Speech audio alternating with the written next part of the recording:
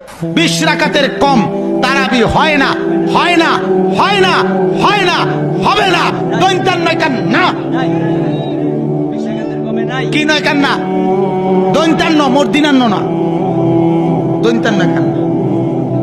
হ্যাঁ, 8 রাকাত যারা তারাবি পড়ে কিংবা বলে তাদের তারাবি আদায় হবে না। হযরত আয়েশা রাদিয়াল্লাহু আনহা তিনি বলেছেন যে নবী রমজান মাসে 11 রাকাত করে পড়তেন আর অন্যান্য মাসেও তিনি বলেছেন নবী পড়তেন 4 রাকাত করে। আমি এই রাকাতগুলোর দৈর্ঘ্য আর সৌন্দর্যের বর্ণনা দিতে পারবো না।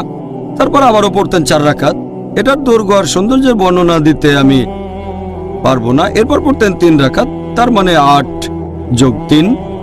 তবে যদি দেখেন বিভিন্ন প্র্যাকটিস সালাফি সালেহিনের পরবর্তী প্রজন্ম, তার মানে সাহাবীগণ, তাবেঈন, তাবে তাবেঈন, রেকর্ড ঘাটলে দেখতে পাবেন তারা পড়তেন 11 রাকাত, কেউ 13 রাকাত, কেউ 19 রাকাত, কেউ 23 রাকাত, কেউ 36 রাকাত, কেউ আবার 39 রাকাত পড়তেন।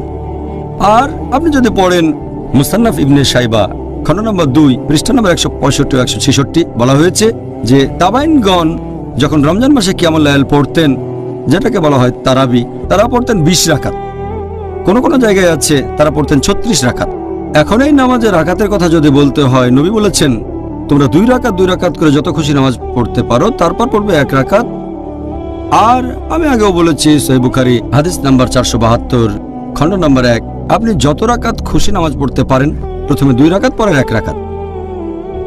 তবে আপনি যদি নবীর সুন্নত মেনে চলতে চান, নবী সবসময় পড়তেন 8 রাকাত যোগ 3। তাহলে কত রাকাতের অনুমতি আছে?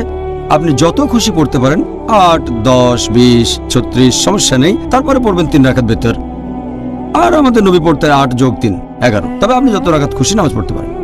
হ্যাঁ, আপনি আমাদের বলেছেন যে কিয়ামুল লাইলে আমরা মুসলিমরা যত রাকাত ইচ্ছা নামাজ আদায় করতে পারি, তবে নবীর সুন্নত 8 রাকাত। আপনি সেরকমই বলেছেন। হ্যাঁ, নবী পড়তেন 8 রাকাত। আলহামদুলিল্লাহ। তবে অনুমতি দিয়েছেন আপনি যত রাকাত খুশি পড়তে পারেন।